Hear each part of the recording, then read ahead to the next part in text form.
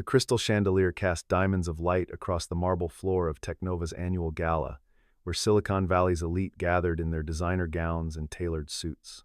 Among them, a man in a worn janitor's uniform pushed his cleaning cart through the crowd, invisible to most until CEO Victoria Chen's heel caught on his mop bucket, sending champagne cascading down her $15,000 dress.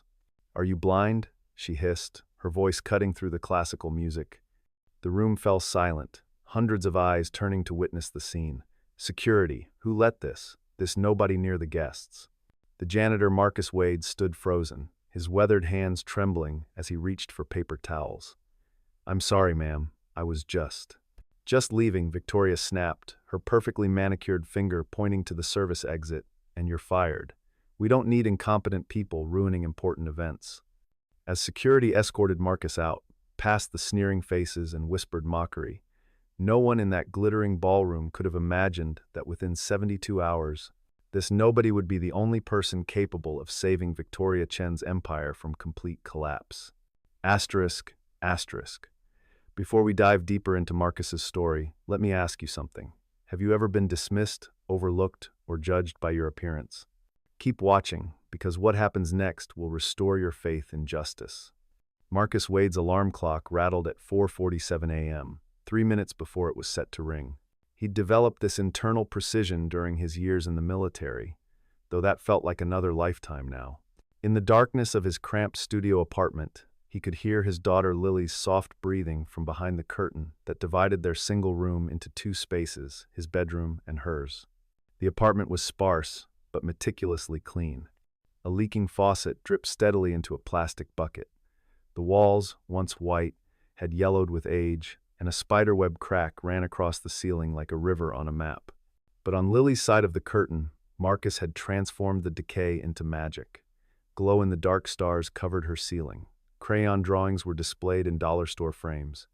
A string of battery-powered fairy lights cast a warm amber glow over her small bed, where she slept clutching a teddy bear Marcus had sewn back together 17 times. He moved silently through his morning routine. Military habits die hard. Cold shower to save on hot water bills. A breakfast of instant coffee and day-old bread from the bakery, where they gave him discounts just before closing. His work uniforms hung on a rod by the window. The gray janitor's outfit for his night shift at Technova, the green apron for his morning job at the hardware store, and the black polo for weekend shifts at the parking garage. 3 jobs, 64 hours a week. All to keep Lily in her small private school, where she wouldn't be lost in overcrowded classrooms, where her brightness could shine. As he prepared Lily's lunch peanut butter sandwich cut into triangles the way she liked, an apple sliced into rabbits, a note that said "Daddy loves you" to the moon, and back his mind drifted to another morning, 8 years ago. He'd been preparing a very different kind of day then, reviewing structural blueprints for the aerospace company where he'd worked as a senior mechanical engineer. His designs had been revolutionary, his future bright, until the accident, until everything changed. "Daddy?" Lily's voice pulled him back. She stood in her pajamas, rubbing sleep from her eyes. "Hey, Moonbeam," Marcus whispered, kneeling to her height. "You're up early." "Bad dream," she said, wrapping her small arms around his neck. She smelled like children's shampoo and innocence. The kids at school said we're poor. Marcus felt the familiar knife twist in his chest. "What did you say?" "I said we're rich in love." She pulled back to look at him with those huge brown eyes that reminded him so much of her mother. "That's what Mommy used to say, right?" "That's right, baby. That's exactly right." 20 minutes later, Marcus walked Lily to school, her small hand in his calloused one. The other parents avoided eye contact, the investment bankers and tech executives dropping their kids off from luxury SUVs while Marcus and Lily walked. He'd learned to ignore the looks, the whispered comments about that poor maintenance man.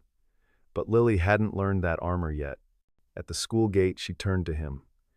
"Daddy, Sarah's mom is taking everyone to pizza tomorrow for Sarah's birthday. It's $20. She said it casually, but Marcus saw how she twisted the hem of her jacket, her tell when something was important. $20. A fortune when you're counting every penny. "We'll figure it out, Moonbeam." "It's okay if I can't go," she said quickly. Too quickly. "I don't even like pizza that much." He watched her walk into school, her backpack bought secondhand and carefully cleaned, bouncing with each step. $20. He'd find it somewhere. Skip lunch for a week. Sell something. Anything to keep that light in her eyes from dimming. Victoria Chen's morning couldn't have been more different. She woke to the soft chime of her smart home system, curtains automatically parting to reveal a panoramic view of San Francisco Bay from her penthouse. Her walk-in closet was larger than Marcus's entire apartment, filled with clothes worth more than he'd make in a decade. At 32, Victoria was Silicon Valley's youngest female CEO of a major tech company. Technova's revolutionary AI-driven manufacturing systems had made her a billionaire before 30. The business magazines called her the Ice Queen of Innovation, brilliant, ruthless, and absolutely uncompromising. She selected a cream-colored suit, Italian leather shoes, and a watch worth more than most people's cars. Her breakfast, prepared by her personal chef, waited on the terrace. Egg white frittata with truffle shavings. Freshly squeezed orange juice from oranges flown in from her private grove in Florida. Artisanal coffee from beans that cost $300 a pound. Her phone buzzed with the morning's first crisis. The Prometheus system, Technova's flagship manufacturing AI that controlled production lines worth hundreds of millions, was showing anomalies. Her senior engineers had been working on it all night. Status report.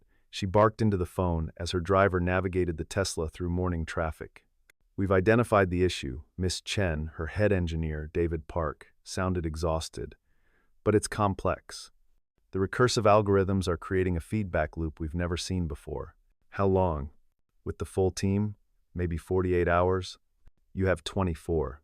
She hung up before he could protest. That was the difference between winners and losers. Winners didn't make excuses.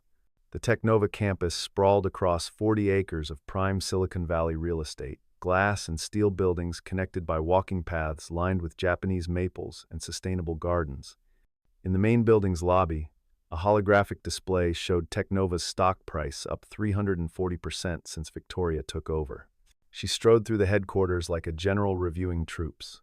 Employees scattered from her path, whispered warnings preceding her like ripples on water. "Chen's coming. Look busy. Don't make eye contact." Marcus was invisible to her as she passed the janitorial closet where he was refilling his supplies for the evening shift.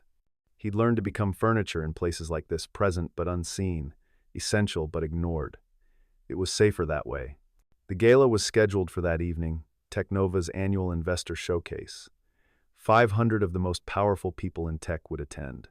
The Prometheus system would be the centerpiece, demonstrating its capabilities with a live production run. Everything had to be perfect. The Nob Hill Country Club had been transformed into a technological wonderland for the gala. Holographic displays floated above each table. The centerpiece was a massive screen showing real-time feeds from Technova's factories worldwide, all controlled by the Prometheus system. Marcus arrived through the service entrance at 5 p.m., 2 hours before guests would arrive. His supervisor, Randy, a bitter man who'd peaked as a middle manager, greeted him with his usual sneer. "You're on the main floor tonight, Wade. Try not to embarrass us. These people are worth more than you'll make in 1,000 lifetimes." Marcus nodded silently, collecting his supplies. He'd learned that responding to Randy only made things worse. Better to be invisible, do the work, collect the paycheck, get home to Lily.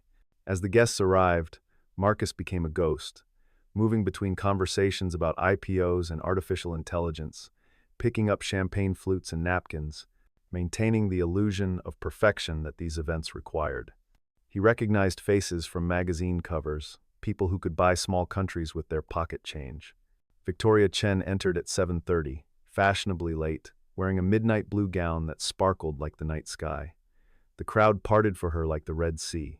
She was magnetic in her confidence, commanding in her presence. Marcus was mopping a spilled wine near the main display when it happened. He'd positioned himself carefully, ensuring he wouldn't be in anyone's way.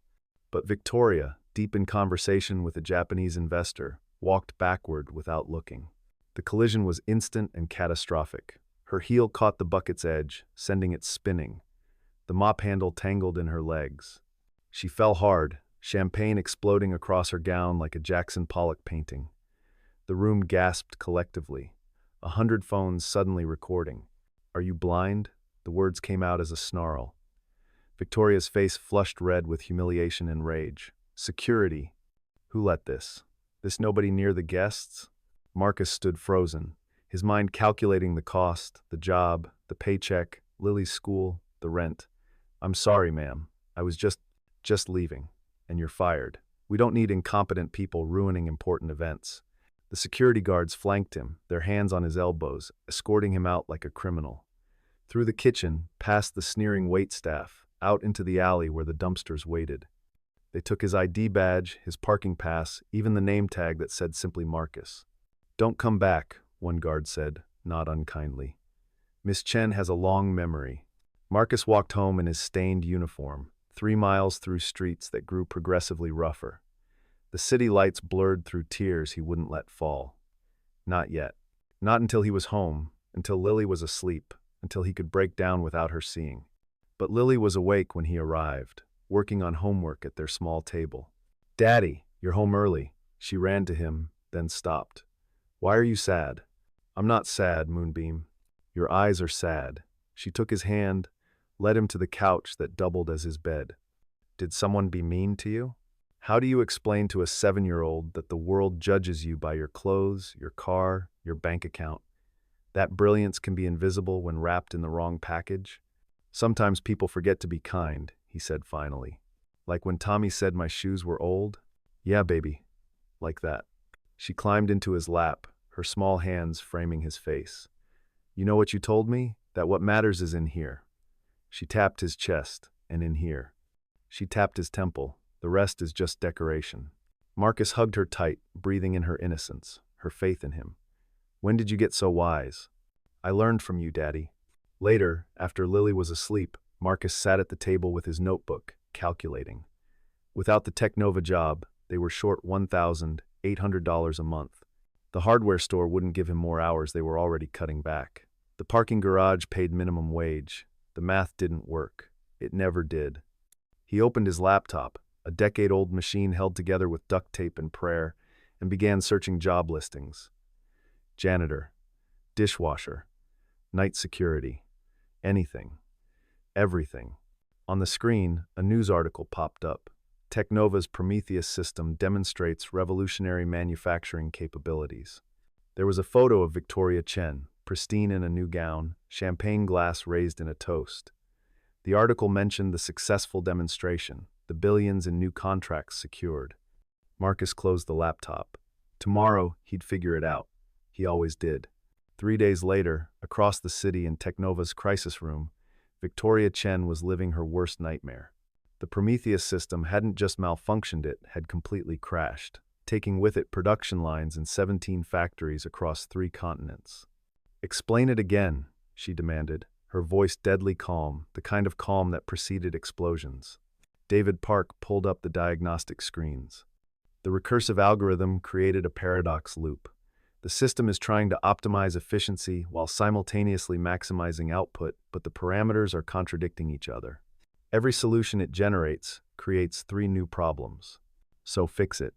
We've tried everything. We've had 30 engineers working round the clock. We've consulted with MIT, Stanford, even brought in specialists from Tokyo.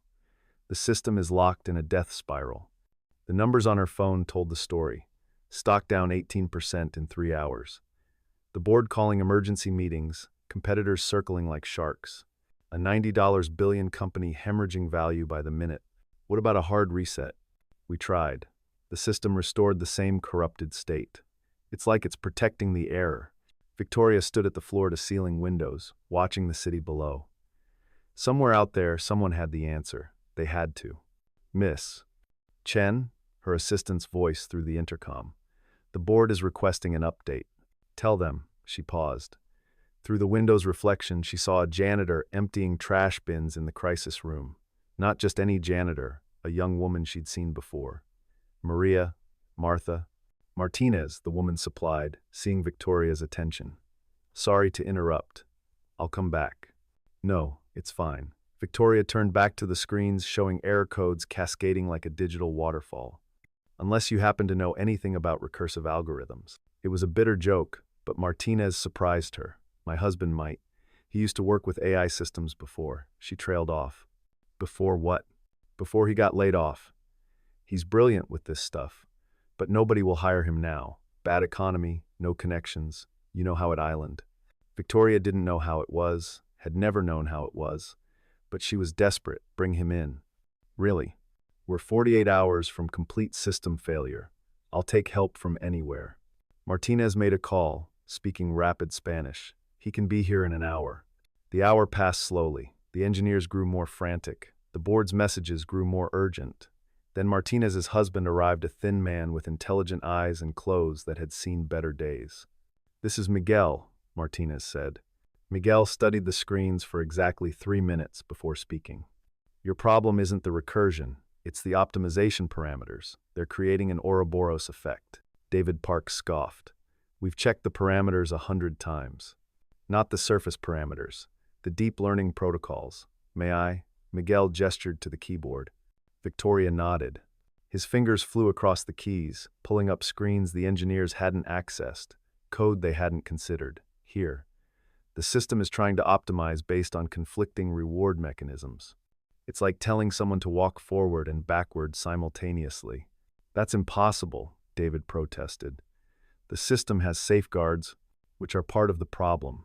The safeguards are creating their own optimization loops, which conflict with the primary directives." Miguel pulled up another screen. "You need to create a hierarchy of permissions, not parallel processes." For the next hour, Miguel worked while the room watched in stunned silence. He restructured code that had taken years to develop, rewrote protocols that had been considered perfect, and slowly, impossibly, the error codes began to disappear. "Who are you?" Victoria asked when the Prometheus system finally stabilized. "Nobody important," Miguel said quietly. "Just someone who understands broken systems." He fixed their crisis, saved their company, then disappeared before anyone could thank him properly. Martinez found a check for $50,000 on her desk the next day with a note from Victoria. "For your husband's consultation." But the lesson lingered with Victoria. How many Miguels were out there? How many brilliant minds were invisible because they wore the wrong clothes, had the wrong jobs, lived in the wrong zip codes? The thought nagged at her through board meetings and strategy sessions.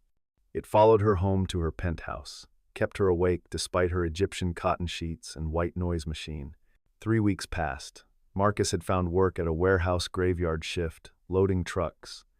The pay was worse than Teknova, but they didn't care about his references. His body ached constantly now, his 40-year-old frame protesting the brutal physical labor. He was helping Lily with her math homework when his ancient laptop chimed with a news alert. Teknova announces revolutionary breakthrough in quantum processing. The article showed Victoria Chen at a press conference, announcing a new system that would revolutionize computing, the Quantum 8 processor, they called it. The holy grail of technology, impossible to manufacture with current methods. Marcus recognized the theoretical framework immediately. He'd written a paper on it 8 years ago, before the accident, before his world collapsed. The theory was sound, but the practical application. "Daddy, you're doing the thing," Lily said. "What thing?" "The thinking thing. When your eyes go far away and your fingers start moving like you're typing, but there's no keyboard." He laughed, pulled back to the present. "Sorry, Moonbeam. Were you fixing something in your head?"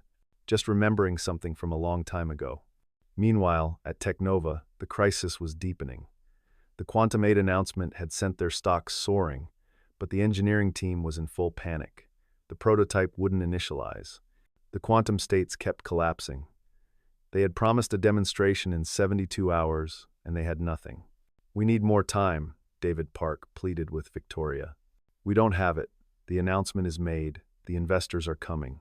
Fix it." "It's impossible. The quantum entanglement keeps breaking down. We need months, maybe years. We have 3 days."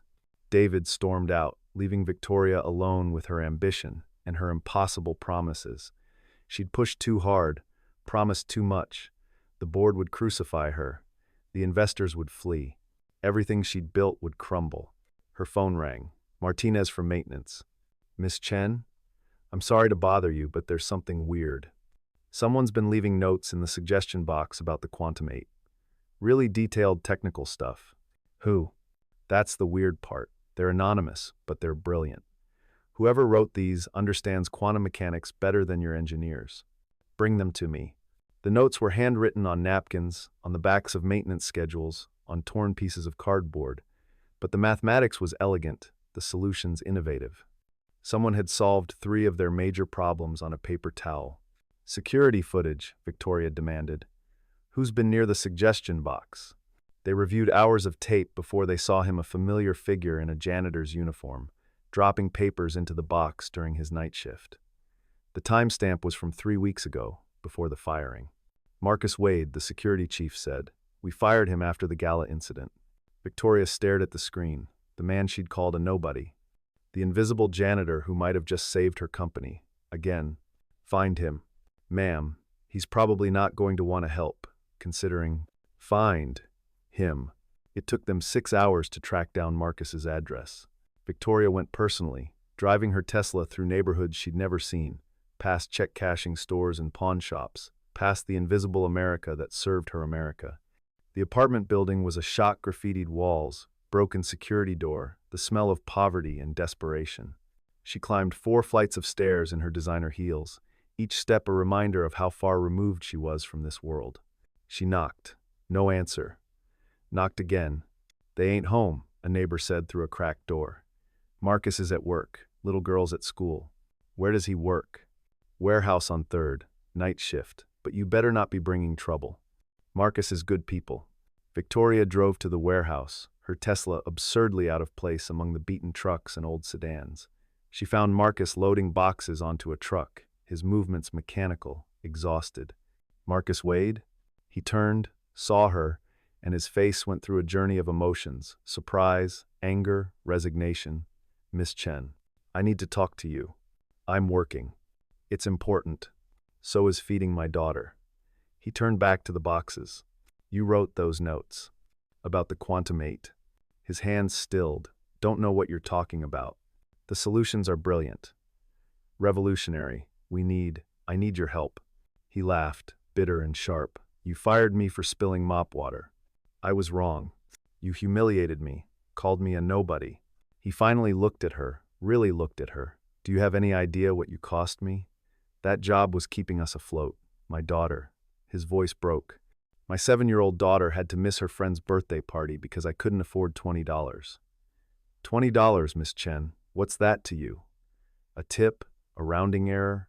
Victoria felt something she hadn't experienced in years. Shame. Deep, burning shame. "I'm sorry." "Sorry doesn't pay rent." "Then let me pay it." "Consultant fee, $100,000. "I don't want your money." "Then what do you want?" Marcus set down the box he was holding. "I want you to see me. Not the uniform, not the mop, me. The man who once designed guidance systems for NASA. The man who holds 17 patents you've probably never heard of because they're registered under my full name, Marcus Wade Thornton, before I had to sell them to pay medical bills. The man who could solve your quantum processing problem in his sleep but can't get an interview because he's been out of the industry too long, has a gap in his resume, doesn't have the right connections." Victoria stood silent, each word a judgment on her assumptions, her prejudices, her entire worldview. "You want my help?" Marcus continued. "Fine, but not for money. I want a job, a real job, engineering. And I want it in writing that you'll look at applications blind for 6 months. No names, no backgrounds, just skills. Because there are hundreds of people like me, Miss Chen. Brilliant people you'll never see because you're too busy looking at the surface." She should have negotiated. Should have maintained control. Instead, she said, "Yes." Marcus studied her for a long moment. "I get off at 6 a.m. I'll come to Technova after." "Thank you." "Don't thank me yet. Your Quantum 8 has bigger problems than you know." At 6:47 a.m., Marcus walked into Technova's headquarters through the front door for the first time. Security didn't want to let him in his warehouse uniform. An exhausted appearance screamed, "Doesn't belong here," but Victoria was waiting, had been waiting all night. The engineering team assembled in the main lab, 30 of the brightest minds in Silicon Valley, all staring skeptically at the janitor their CEO had dragged in. "This is a waste of time," David Park muttered, loud enough to be heard. Marcus ignored him, walked directly to the quantum processor, studied it for 30 seconds, then grabbed a marker and began writing on the whiteboard. "Your first problem is the superconducting channels. They're creating interference patterns here, here, and here." His hand moved in sure strokes, equations flowing like water. "The quantum states are collapsing because you're trying to maintain coherence across too many qubits simultaneously. That's impossible, Dr. Sarah Kim, the lead quantum physicist, protested. The calculations are based on theoretical models that don't account for real-world magnetic interference. Marcus turned to her. You did your doctorate at MIT, right? Under Professor Holbrook? How did you? He was my advisor, too, 20 years ago. Before he retired, Marcus turned back to the board. The solution isn't to maintain coherence, it's to create controlled decoherence. Like a controlled fall in martial arts, you use the collapse to your advantage. For the next 4 hours, Marcus rewrote 18 months of work. The engineers went from skeptical to stunned to frantically taking notes. He solved problems they hadn't even identified yet, anticipated failures they wouldn't have discovered until production. Who are you? Dr. Kim asked when he finally set down the marker. Someone who had a lot of time to think while mopping floors. The demonstration was in 48 hours. Marcus worked 36 of them straight, fueled by coffee and the intoxication of doing what he was born to do. Victoria watched from her office, saw how the engineers slowly shifted from dismissing him to deferring to him, saw how he taught without condescending, led without commanding. At hour 32, he collapsed. Just for a moment, his body finally rebelling. Victoria found him in the break room, head in his hands. Go home, she said. Rest. Can't. Still have to solve the initialization sequence. Your daughter needs you functional. My daughter needs me to finish this. He looked up at her with bloodshot eyes. Do you know what it's like to have your child see you as a failure? To watch her pretend she doesn't want things because she knows you can't afford them? To see her friends' parents look at you with pity or disgust? No, Victoria admitted. I don't. This job, this chance, it's not about me. It's about showing Lily that her daddy isn't just the man with the mop. That all those nights I made her do her homework, all those times I told her that education mattered, that being smart mattered, that I wasn't lying. Victoria sat beside him, designer suit on a plastic chair. Tell me about her. Marcus's face transformed. She's 7. Brilliant. Not just parent-proud brilliant, but genuinely gifted. She reads at a 6th grade level, does multiplication in her head. But more than that, she's kind. She shares her lunch with kids who forget theirs, even though we barely have enough. Like her father, I try. Her mother. He paused. Lily's mother died when she was 2. Car accident. I was driving. The words came out raw, bleeding. I was reaching for my phone. A text about a work deadline. 2 seconds of distraction. Sarah died on impact. I walked away without a scratch. Victoria said nothing, sensing the weight of confession. The guilt broke me. I couldn't work, couldn't think. Lost my job, our savings, everything. By the time I could function again, I was unemployable in tech, overqualified for everything else.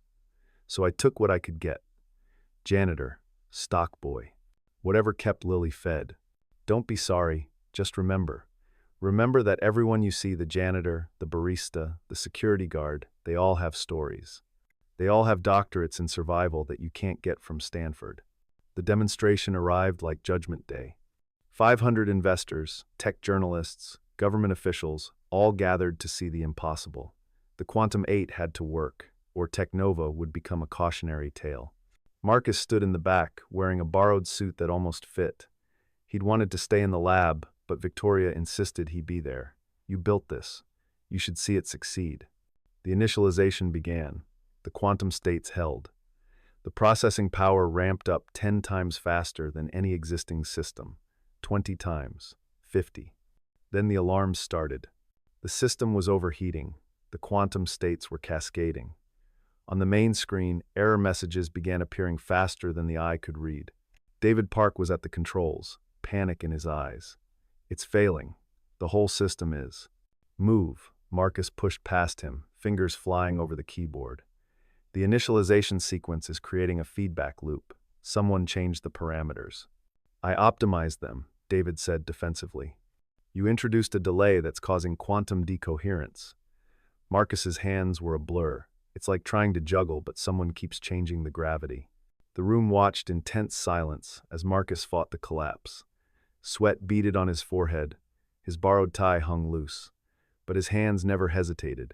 Then, suddenly, the errors stopped. The system stabilized. The processing power resumed its climb 100 times faster than conventional processors.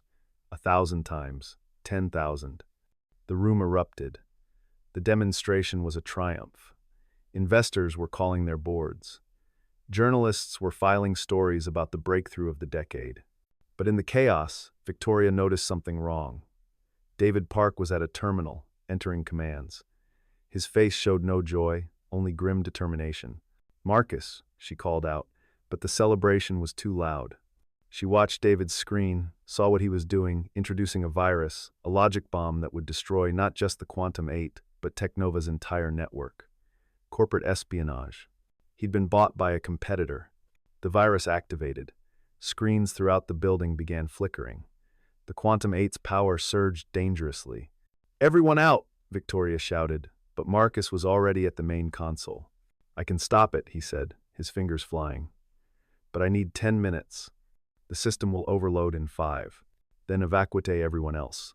Security began herding people out, but Victoria stayed. So did, surprisingly, a small group of engineers, the ones Marcus had been teaching.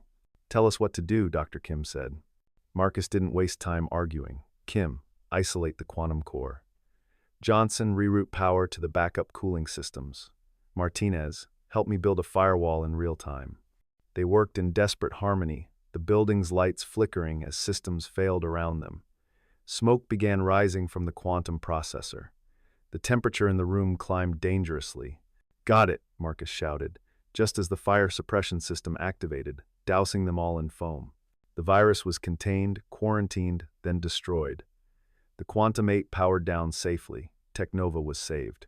Security arrested David Park in the parking lot, $500,000 in offshore transfers traced to his account.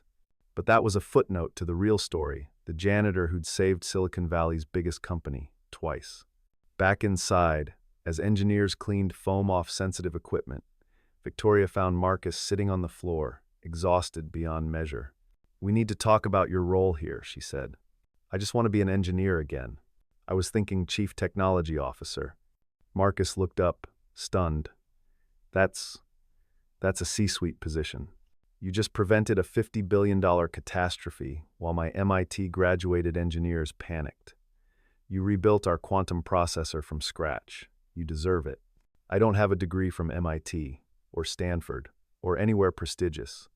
No, you have something better. You have brilliance tempered by humility, genius strengthened by struggle.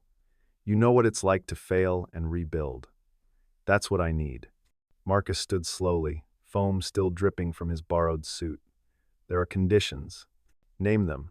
"First, the blind application program we discussed. I want it expanded company-wide and made permanent. Second, on-site childcare for all employees, not just executives. Third, a fund for employee education, not just college, but trade schools, certifications, whatever helps them grow. Done. And I need to leave by 3:30 every day to pick up Lily from school."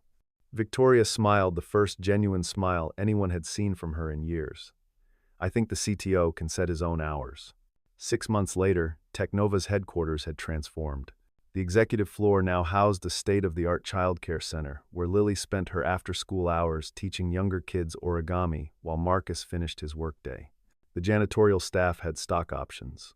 The blind application program had discovered 12 exceptional engineers from unexpected backgrounds, a former chef who revolutionized their user interface, a retired teacher who solved their customer service algorithm, a young mother who'd been driving Uber while teaching herself to code.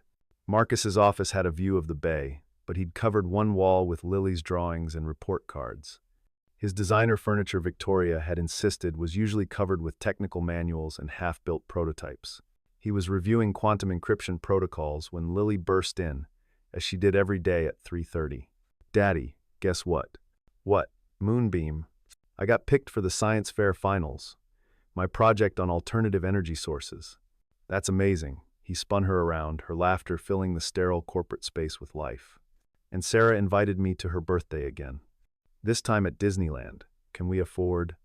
She stopped, old habits dying hard. "We can afford it," Marcus said gently. "We can afford anything you need now, but not everything I want, right? Because that would make me spoiled." He laughed, hugging her tight. "Right, Still have to keep you humble. Victoria appeared in the doorway. Sorry to interrupt. The board meeting's in 5. Miss Chen, Lily ran to her, surprising everyone by hugging Victoria's legs. Thank you for giving my daddy his dream back. Victoria, who had fired 3 assistants for being too emotional, who never cried even when her father died, felt tears threatening. He earned it, sweetheart. I know, he's the smartest person in the whole world, but you saw it when others didn't. After Lily had gone back to the child care center, Victoria lingered. She's extraordinary, she said. Like her mother, they stood at the window watching the city below. The same view from Victoria's office, but somehow different from here. More real, more honest. I need to tell you something, Victoria said. That night at the gala, I knew who you were. Not specifically, but I knew you were just trying to do your job. I was embarrassed about falling, angry at being vulnerable, so I lashed out at someone who couldn't fight back. Marcus nodded slowly. I know. You know, you're not the first person to treat me like I was invisible. You're just the first to see me afterward. How do you not hate me? Marcus considered the question. Lily asked me once why some people are mean. I told her that hurt people, that underneath anger is usually fear, and underneath fear is usually pain. I was afraid, Victoria admitted, afraid of looking weak, of losing control, of being seen as anything less than perfect. And now? Now I know that strength isn't about being perfect. It's about admitting you're not. The board meeting was a formality.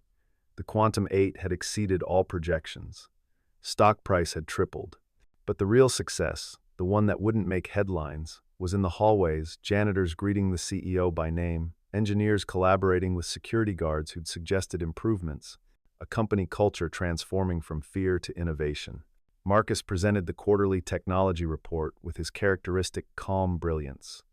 No pretension, no corporate jargon, just clear explanations of complex systems. The board members, initial skeptics of his appointment, now hung on his every word. Questions, he asked when finished. Just one, the chairman said. Where have you been hiding all these years? In plain sight, Marcus replied, pushing a mop past your offices every night. The room fell silent, uncomfortable with the truth. Which brings me to a proposal, Marcus continued. I want to create a national program, Hidden Genius. We partner with service companies, community colleges, even prisons, to identify unconventional talent. We provide training, mentorship, and pathways to employment. The cost someone started is nothing compared to the cost of wasted potential, Victoria interrupted. Marcus solved a $50 billion problem. How many other Marcus Wades are out there, invisible because we're too proud to look? The program was approved unanimously. Later that evening, Marcus and Lily sat in their new apartment, nothing extravagant, but safe, clean, with separate bedrooms and a small balcony where they grew tomatoes. They could afford more, but Marcus wanted Lily to understand that happiness wasn't about luxury. Daddy, Lily said, curled against him on the couch. Remember when you used to come home sad? Yeah, baby. You don't anymore. No, I don't. Is it because you're important now?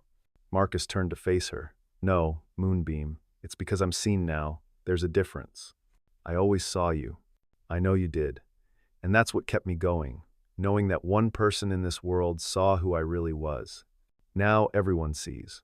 Some people, the ones who matter. Lily was quiet for a moment. I want to be like Miss Chen when I grow up. Marcus was surprised. Why? Because she was brave enough to say sorry, and smart enough to see what others missed, and she gave you back your smile.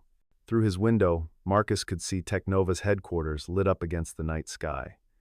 Somewhere in there, Victoria was probably still working, still pushing, still achieving. But she was different now. They all were. His phone buzzed with a text from Victoria. News wants to do a story, from janitor to CTO. Interested? He typed back. Only if they call it The Visible Man. Perfect. Also, Lily left her science project in the conference room. It's brilliant. Marcus set down the phone and held his daughter closer. Tomorrow would bring new challenges, new problems to solve, new mountains to climb. But tonight, in their modest apartment with its small balcony and tomato plants, Marcus Wade was the richest man in Silicon Valley. Daddy, Lily murmured, half asleep. Yeah, Moonbeam? We're not poor anymore, are we? We were never poor, baby. We just didn't have money. What's the difference? Poor is when you've got nothing inside, no dreams, no love, no hope. We've always been rich in those. And now we have money too. Some. Enough. Good, she yawned. But the love is better. She fell asleep against his shoulder, and Marcus sat in the gathering darkness, holding his universe in his arms. Through the window, the city lights sparkled like earthbound stars, each one representing a life, a story, a hidden genius waiting to be discovered. His phone lit up with another message, this one from Dr. Kim. My janitor just solved the processing issue we've been working on for weeks. You were right, they're everywhere. Marcus smiled, remembering his own journey from invisible to invaluable. How many others were out there, pushing mops and driving trucks and serving coffee, their brilliance buried under assumptions and prejudice. The next morning brought a revelation. David Park, awaiting trial for corporate espionage, had flipped on his handlers, a competing Chinese firm that had been systematically targeting American tech companies. The FBI wanted Marcus's help analyzing the infected code, tracking the digital fingerprints. I'll do it, Marcus told Victoria, but I want something in return. Name it. Prison education programs. Real ones. Computer science, engineering, coding. Some of these hackers are brilliant, they just chose the wrong path. Give them a right one. Victoria studied him. You really believe everyone deserves a second chance? I got one. Why shouldn't they? The program would eventually rehabilitate 17 former cybercriminals, turning them into Technova's most dedicated security experts. But that was still in the future. The present held its own challenges. The Quantum 8's success had attracted hostile takeover attempts. Competitors were poaching employees. The government wanted military applications that Marcus refused to develop. We could make billions on defense contracts, the board argued. We could, Marcus agreed. But my daughter has to live in the world we create. I won't build weapons. That's naive. No, that's principle, the difference between smart and wise. Victoria backed him, and together they steered Technova toward medical applications, quantum processors that could model protein folding, accelerate drug discovery, make personalized medicine possible for everyone, not just the wealthy. The day they announced the medical initiative, Marcus found Lily in his office after school, reading his technical manuals. Understanding any of it? He asked. Some. Quantum entanglement is like when you and I are connected even when we're apart, right? That's actually a perfect analogy. I want to be a quantum engineer like you. You can be anything you want. I know. You taught me that. But I want to help people like you do. That evening, there was a celebration. Technova had just passed Apple in market valuation. Champagne flowed, congratulations echoed, but Marcus stood apart, watching from the balcony. Victoria joined him. Not in a celebrating mood, thinking about the first time I stood in this building. Pushing a mop, invisible, watching people celebrate another success I'd never be part of. And now you're the reason for the celebration. No, we are. All of us. Even the janitor cleaning up after this party, especially him. Or her. Marcus smiled. Or her. They stood in comfortable silence, watching the city lights. I've been thinking, Victoria said, about your hidden genius program. I want to expand it globally. China, India, Africa, imagine the talent we're missing. That would cost. Everything costs something. But ignorance costs more. You've changed, Marcus observed. You changed me. You and Lily. You showed me that power without purpose is just noise. Lily would say you already had it in you. You just needed someone to see it. Inside, the party continued. But out here, in the quiet space between triumphs, two people who'd started as enemies stood as partners, planning a future where no genius would remain hidden, where no child would watch their brilliant parent pushed aside, where the invisible would finally be seen. Marcus, Victoria said suddenly. That night, at the gala, if I hadn't fired you, would you have ever shown us what you could do? No, he admitted. I'd convinced myself that the mop was all I deserved, that my failures had erased my potential. Then maybe, don't try to make it noble. It was wrong. But sometimes wrong turns lead to right destinations. Is that forgiveness? It's perspective, from a man who's learned that rock bottom can be a foundation if you're willing to build on it. 3 years passed. The Hidden Genius program had identified over 10,000 unconventional talents worldwide. The girl who solved traffic flow algorithms while driving for Uber. The prisoner who developed unhackable encryption while serving time for hacking. The homeless veteran who revolutionized prosthetic design from a library computer. Marcus's office wall was covered with their photos, their success stories, but the centerpiece remained Lily's drawings, now increasingly sophisticated architectural sketches, mathematical proofs, quantum diagrams.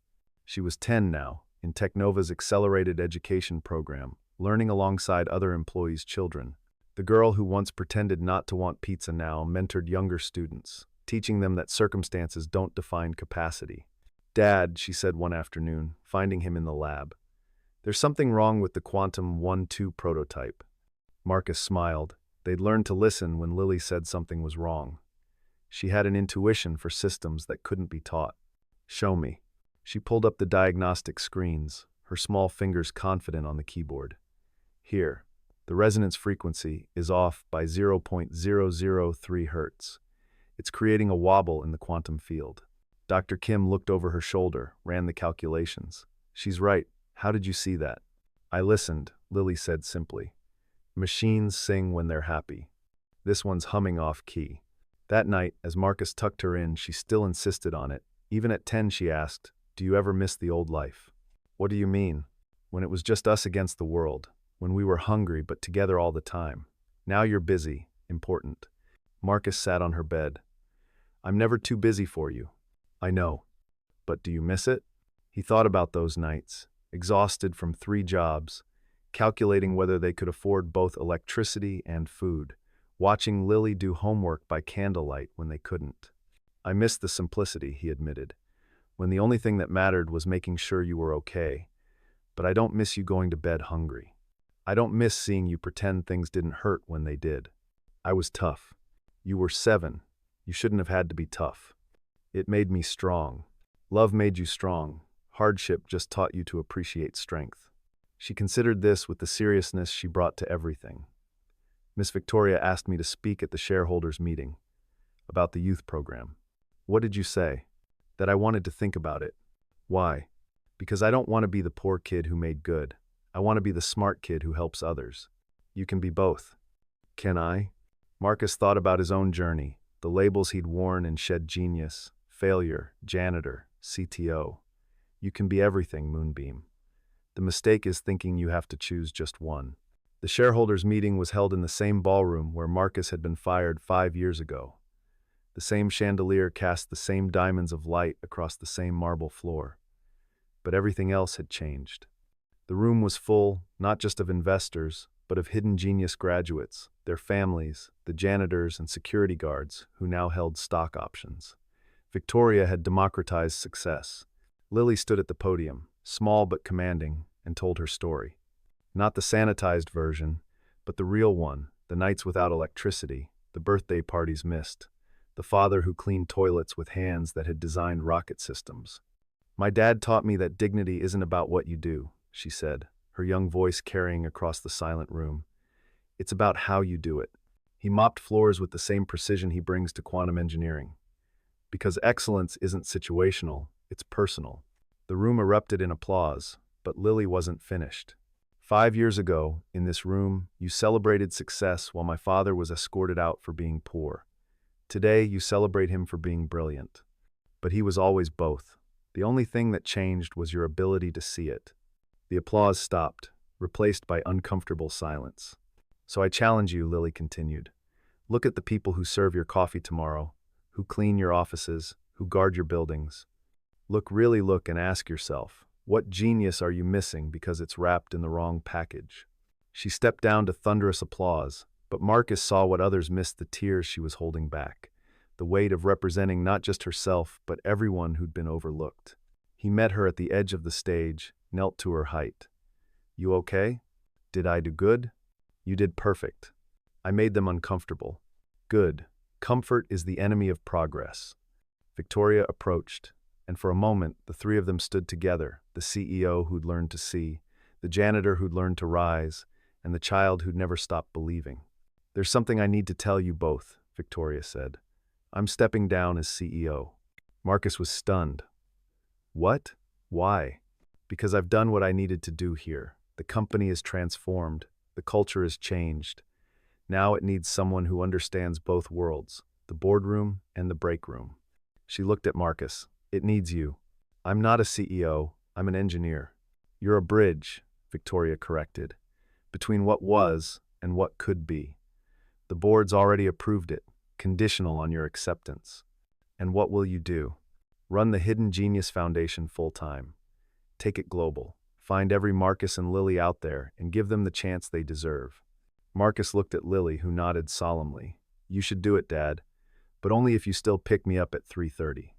Always, Moonbeam, always. The announcement sent shockwaves through Silicon Valley. A janitor turned CEO, a fairy tale for the digital age. But Marcus knew better. It wasn't a fairy tale, it was a correction. A long overdue recognition that brilliance doesn't always come with the right pedigree.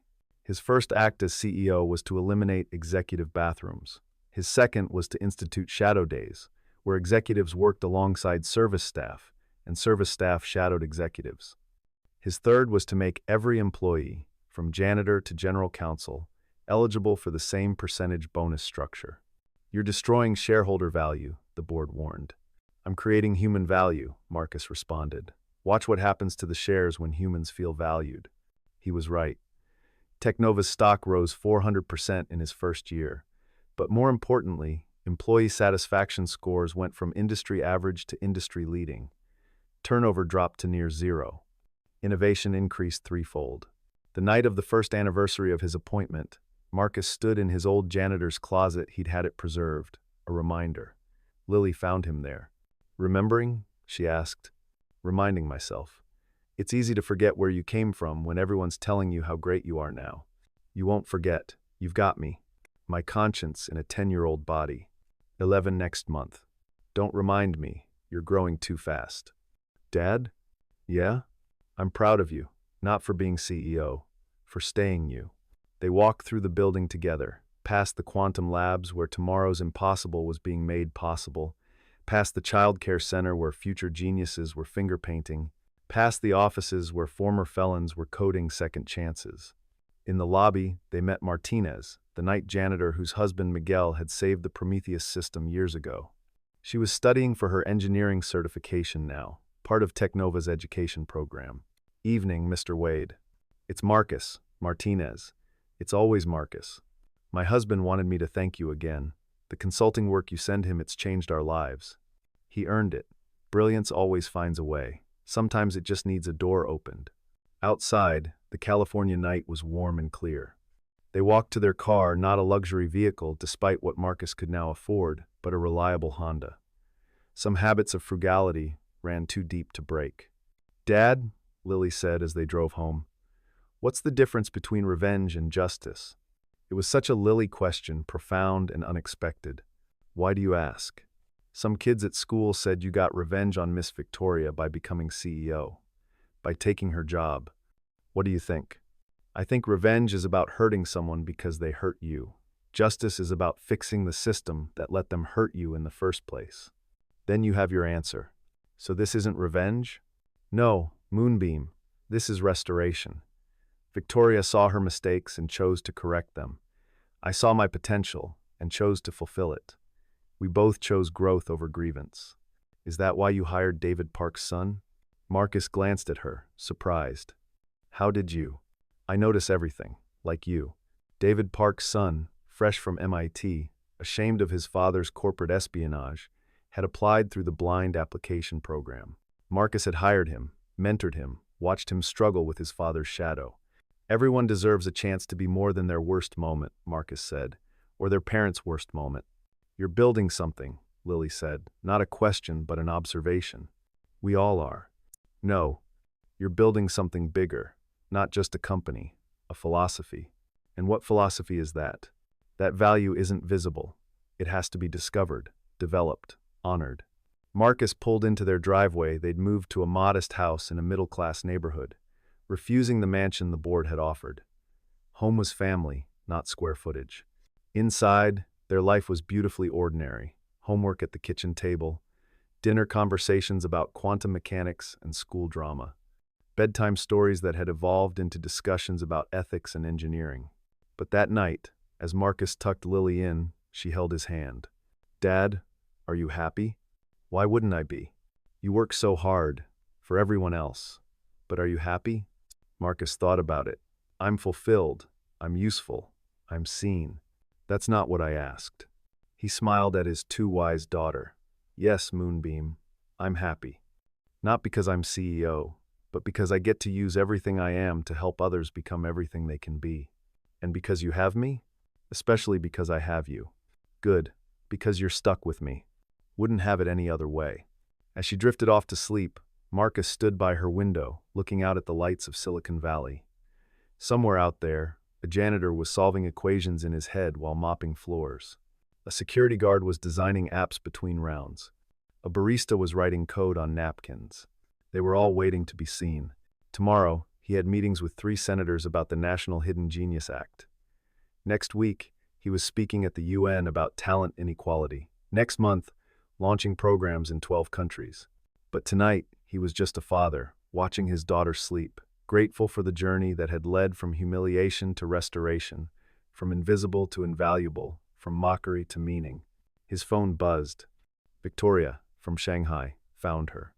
A 12-year-old girl in a refugee camp who's been solving MIT engineering problems on a borrowed phone. "We're bringing her and her family to the States next week." Marcus typed back. Another life about to change. Another genius about to be seen. He put the phone away and returned to Lily's room, sitting in the chair where he'd spent countless nights watching her sleep, worrying about tomorrow, calculating impossibilities. Now tomorrow was bright with possibility, not because circumstances had changed, but because perspective had. The world was finally learning what Marcus had always known, that brilliance has no uniform, no pedigree, no zip code. It simply needs someone to look past the surface and see the light within. 5 years on, the transformation was complete. Technova had become the most valuable company in the world, not through monopoly or manipulation, but through inclusion and innovation. The Hidden Genius Foundation had identified over 100,000 unconventional talents globally. Universities were redesigning admission criteria. Companies were restructuring hiring practices. Marcus stood before the United Nations General Assembly, preparing to address world leaders about the greatest untapped resource on Earth, human potential hidden by prejudice and circumstance. In the audience sat Lily, now 16, having just been accepted to MIT at the youngest age in their history. But she'd deferred for a year, choosing instead to teach in refugee camps, finding the next generation of hidden geniuses. "Distinguished delegates," Marcus began, his voice carrying the weight of every floor he'd mopped, every night he'd gone hungry, every dream deferred but not destroyed. 5 years ago, I was fired from a janitor's job for spilling mop water on a CEO. Today, I run the company that fired me. Not because I changed, but because someone finally saw what was always there. He clicked to his first slide, a photo from that night at the gala, security escorting him out while the elite laughed and drank champagne. This moment of humiliation became my catalyst for revelation. But I was lucky. How many others never get that chance? How many Einsteins are driving taxis? How many Curies are cleaning hotels? How many potential Nobel laureates are invisible because we're too proud to look? The assembly was silent, confronted with their own blindness. The Hidden Genius Foundation has proven that talent is universal, but opportunity is not. We've found genius in prisons, in slums, in refugee camps. We've watched former gang members become leading engineers, homeless veterans become innovative designers, single mothers become pioneering scientists. He clicked to his next slide, thousands of faces, all hidden genius graduates, their stories of transformation scrolling beneath their photos. But for everyone we find, 1,000 remain invisible. Not because they lack brilliance, but because we lack vision. He looked directly at the cameras, knowing his message would reach beyond this room. So I challenge you, not as CEO of Technova, but as a father who once couldn't afford his daughter's birthday party, as a man who was called nobody in front of hundreds, as someone who knows what it's like to have your light hidden under the bushel of circumstance. I challenge you to see. Really see the janitor in your building, the driver of your cab, the server at your restaurant. See them not as servants, but as potential saviors of problems you haven't even identified yet. He paused, finding Lily in the crowd, drawing strength from her steady gaze. Because the next breakthrough in cancer treatment might be mopping your hospital floor. The solution to climate change might be serving your coffee. The algorithm that revolutionizes AI might be in the mind of someone you've never bothered to notice. His final slide was simple, a photo of him and Lily from 5 years ago, standing outside their shabby apartment, her in her mended school uniform, him in his janitor's coveralls. Below it, a single quote, "Dignity is not negotiable, potential is not visible. Genius is not privileged. The future doesn't belong to those with the right degrees, the right connections, the right circumstances. It belongs to those with the right ideas, regardless of where those ideas come from. The question is, are you brave enough to look for them in unexpected places?" He stepped back from the podium to complete silence. Then, slowly, the Egyptian delegate stood and applauded. Then the Brazilian, then the Indian. Soon, the entire assembly was on its feet, not applauding the CEO of Technova, but the janitor who dared to believe he was more than his mop. Afterward, Lily found him in a quiet corner, away from the congratulations and cameras. "Mom would be proud," she said simply. It was the first time in years she'd mentioned Sarah. Marcus felt his throat tighten. "She would be proud of you," he said. "Everything I've done has been to make sure you never have to pretend you don't want something because we can't afford it." "I know. But Dad, I need to tell you something." "What?" "I'm giving away my trust fund, all of it, to the Hidden Genius Foundation." "Lily, that's your security." "No. My security is what you taught me, that I can survive anything, solve anything, become anything. Money is just a tool, and I want to use it to make sure other kids don't have to watch their brilliant parents be invisible." Marcus pulled her close, this remarkable young woman who'd once been a 7-year-old pretending not to want pizza. "I'm supposed to be the parent here. You are. You taught me that wealth isn't what you have, but what you give. That success isn't what you achieve, but who you lift up along the way." They stood together, father and daughter, looking out at the New York skyline where somewhere, inevitably, a janitor was solving impossible problems in his head while pushing a mop, waiting to be seen. "We did it." "Did what?" "Changed the world." "No, Moonbeam. We just helped the world see what was already there." That night, in his hotel room, Marcus received thousands of messages. Job applications from janitors with hidden degrees. Thank you notes from parents whose children had been discovered by the foundation. Business proposals from former prisoners now running startups. But the message that stopped him came from an unexpected source, David Park, writing from federal prison where he was serving his sentence for corporate espionage. "Mr. Wade, I watched your UN speech from the prison library. I've spent 5 years hating you for succeeding where I failed, for becoming what I couldn't. But today I understood. You didn't take anything from me. You showed me what I'd thrown away the chance to build instead of destroy, to lift instead of climb. My son tells me you've been mentoring him, that he's leading the quantum division now. Thank you for not letting my sins define his possibilities. I'm taking engineering courses here, tutoring other inmates. Maybe when I get out, there's still time to be more than my worst moment. Maybe there's still time to be seen for what I could be, not what I was." Marcus wrote back, "There's always time to rebuild. The foundation will be waiting when you're ready." He thought about circles, about redemption, about the long arc of justice that sometimes bends back to offer second chances. David Park, who'd tried to destroy everything, might yet build something meaningful. Victoria Chen, who'd called him nobody, had become his greatest ally in proving everybody was somebody. And Marcus Wade, who'd once been escorted from a glittering gala in shame, had returned not for revenge but for restoration of dignity, of possibility, of the fundamental truth that human value cannot be measured by appearance or circumstance. The next morning brought a revelation. Lily had been keeping a secret. She'd been working with a team of refugee students to develop a water purification system using quantum processing. Their prototype could clean contaminated water at a molecular level, making it pure enough to drink at a fraction of current costs. "Why didn't you tell me?" Marcus asked, reviewing her designs with growing amazement. "Because I wanted to earn it. Not be the CEO's daughter who got special treatment, but Lily Wade who solved a problem. This could save millions of lives. That's the point. You saved our life by refusing to be invisible. Now I want to save others by making sure clean water isn't invisible to those who need it." Technova funded the project, but Lily insisted it be open source, available to anyone who wanted to build it. Within a year, Her system was providing clean water to refugee camps, disaster zones, and impoverished communities worldwide. The media called it the Lily effect, when second-generation success gives back to ensure there's no third generation of poverty. But for Marcus, watching his daughter present her innovation at the World Health Organization, it was simply the completion of a promise he'd made in their cramped apartment years ago that she would never have to hide her light, never have to pretend she didn't want more, never have to apologize for being brilliant. The cycle had been broken. The invisible had been seen. The nobody had become everybody. And in boardrooms and universities, in hospitals and schools, in every place where decisions were made about human value, a new question was being asked. Who are we not seeing? What genius walks among us, hidden in plain sight?